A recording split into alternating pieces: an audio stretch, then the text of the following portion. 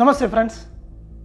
ബഹിരാകാശ ശാസ്ത്രകാരന്മാർ ഇന്ന് ഏറ്റവും കൂടുതൽ സമയം കണ്ടെത്തുകയും പഠനത്തിന് വിധേയമാക്കുകയും ചർച്ച ചെയ്യുകയും ചെയ്യുന്ന ഒരു മേഖലയാണ് നിയോസ് അല്ലെങ്കിൽ നിയർ എർത്ത് ഒബ്ജക്റ്റുകളുടെ പഠനം. മനുഷ്യരാശിയുടെ വംശനാശത്തിന് കാരണമായേക്കാവുന്ന പല കാരണങ്ങളും നമ്മൾ ചർച്ച ചെയ്യാറുണ്ട്. എന്നാൽ അതിൽ ഏറ്റവും കൂടുതൽ സാധ്യതയുള്ള ഒന്നാണ് ബഹിരാകാശ പദാർത്ഥങ്ങളായ ഉൽക്കകൾ, ധൂമകേതുക്കൾ ഇവ ഭൂമിയുമായി കൂട്ടിയിടിച്ചുണ്ടാകുന്ന അപകടവും അതുവഴിയുള്ള ജീവഹാനിയും. ഡിനോസറുകളുടെ വംശനാശത്തിന് പോലും കാരണമായി എന്ന് വിശ്വസിക്കുന്ന ഇത്തരം ബഹിരാകാശ പദാർത്ഥങ്ങളെക്കുറിച്ചാണ് ഇന്ന് നാം മിക്സ്ക്ലൂസീവിൻ്റെ ഈ വീഡിയോയിൽ ചർച്ച ചെയ്യാൻ പോകുന്നത്. അപ്പോൾ മിക്സ്ക്ലൂസീവിൻ്റെ പുതിയ എപ്പിസോഡിലേക്ക് എല്ലാവർക്കും സ്വാഗതം.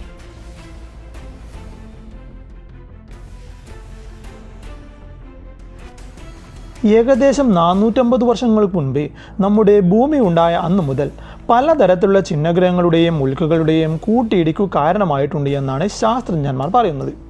മൊത്തത്തിൽ ഇവയെ നിയോസ് അല്ലെങ്കിൽ നിയർ എർത്ത് ഒബ്ജക്റ്റ് എന്ന് വിളിക്കാം. ഇന്ന് നമുക്ക് ഏറെ വെല്ലുവിളി ഉണ്ടാക്കുന്ന ഇത്തരം വസ്തുക്കൾ ഭൂമിയിൽ കൂട്ടിയിടിക്കുന്നതിൻ്റെ ഭാഗമായി ജീവസമൂഹം തന്നെ നശിച്ചുപോയേക്കാം. 1994 വ്യാഴത്തിൻ്റെ ഉപരിതലത്തിൽ വന്നിടിച്ച കൊമറ്റ് ഷുമാക്കർ ലെവി 9 ആണ് മനുഷ്യൻ ആദ്യമായി നേരിട്ട് കണ്ട ഏറ്റവും വലിയ കൂട്ടിയിടി എന്ന് വേണമെങ്കിൽ പറയാം. ഭൂമിയേക്കാൾ എത്രയോ മടങ്ങ് വലിയ വ്യാഴത്തിൽ അന്നുണ്ടായ ആഘാതത്തിൻ്റെ ഫലമുണ്ടായ മാറ്റം വ്യാഴത്തിൻ്റെ അന്തരീക്ഷത്തിലെ ഗ്രേറ്റ് റെഡ് സ്പോട്ട് എന്നറിയപ്പെടുന്ന ഭാഗത്തേക്കാൾ നന്നായി കാണാനാകുമായിരുന്നു. അത്തരത്തിൽ ഒരു ആഘാതം ഭൂമിയിൽ ഉണ്ടായാൽ ചിലപ്പോൾ ഭൂമി തന്നെ തകർന്നു പോയേക്കാം. ഇങ്ങനെയുള്ള സാഹചര്യത്തിലാണ് 1994 നാസയുടെ കീഴിലുള്ള committee on science and technology ലോകത്തിലെ മറ്റു ബഹിരാകാശ സംഘടനയുമായി ചേർന്ന് അടുത്ത 10 വർഷത്തിൽ ഭൂമിയുടെ ഭ്രമണപഥത്തിലേക്ക് വരാൻ സാധ്യതയുള്ള എല്ലാ ബഹിരാകാശ പദാർത്ഥങ്ങളെയും കുറിച്ച് ഒരു പഠനം നടത്താൻ തീരുമാനിച്ചത്. 1 കിലോമീറ്ററിന് മുകളിൽ വലിപ്പമുള്ള എല്ലാ പദാർത്ഥങ്ങളുടെയും ഓർബിറ്റൽ ക്യാരക്ടറിസ്റ്റിക്സ് പഠിച്ച് പറ്റുമെങ്കിൽ അവയെ നശിപ്പിക്കാൻ തീരുമാനിച്ചു. ഇതിൻ്റെ ഭാഗമായി ഏകദേശം 2000-ലധികം നിയോസിനെ കണ്ടെത്താൻ സാധിച്ചു.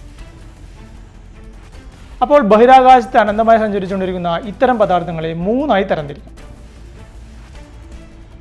കോമറ്റ്സ് അഥവാ ധൂമകേതുക്കൾ കട്ടികൂടിയ ഐസിനാൽ ആവരണം ചെയ്യപ്പെട്ട ഖരരൂപത്തിലുള്ള പദാർത്ഥങ്ങളാണ് ധൂമകേതുക്കൾ. ഇവ സൂര്യനെ വലം വെച്ചുകൊണ്ടിരിക്കുന്നു. സാധാരണയായി 1 കിലോമീറ്റർ മുതൽ 20 കിലോമീറ്റർ വരെ വലിപ്പമുള്ളതാകാം ഇവ. സൗരയൂഥ നിർമ്മാണ കാലഘട്ടത്തിൻ്റെ അവശിഷ്ടങ്ങളാണ് ഇവ എന്നാണ് കരുതപ്പെടുന്നത്. ക്യൂപ്പർ ബെൽറ്റ് അല്ലെങ്കിൽ ഊഡ് ക്ലൗഡ് എന്നറിയപ്പെടുന്ന പ്രദേശങ്ങളിൽ നിന്നാണ് ഇവ വരുന്നത് എന്നും ചില പഠനങ്ങൾ തെളിയിക്കുന്നു. അതുകൊണ്ട് തന്നെ ഈ ഭാഗങ്ങളിൽ ധാരാളം കണ്ടുവരുന്ന മീഥേൻ, അമോണിയ, നൈട്രജൻ, ജലം ഇവ കൂടാതെ കല്ലുകളുടെയും പൊടികളുടെയും മിശ്രിതവുമാണ് ഇവ. ഇത്തരത്തിലുള്ള ഖരപദാർത്ഥങ്ങൾ തമ്മിൽ ചിലപ്പോൾ കൂട്ടിയിടി ഉണ്ടായേക്കാം. അതിൻ്റെ ഫലമായി അവയുടെ പരിക്രമണപഥത്തിൽ മാറ്റം വരികയും അവ സൗരയൂഥത്തിലേക്ക് കടന്നു വരികയും ചെയ്യുന്നു.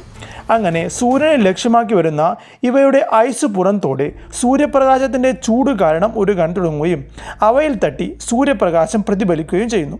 ഇതിൻ്റെ ഫലമായി തിളങ്ങുന്ന വാലുകളോട് കൂടിയ ഒന്നായി നമുക്കിത് കാണപ്പെടുന്നു. ആസ്ട്രോയിഡ്സ് അഥവാ ചിഹ്നഗ്രഹങ്ങൾ.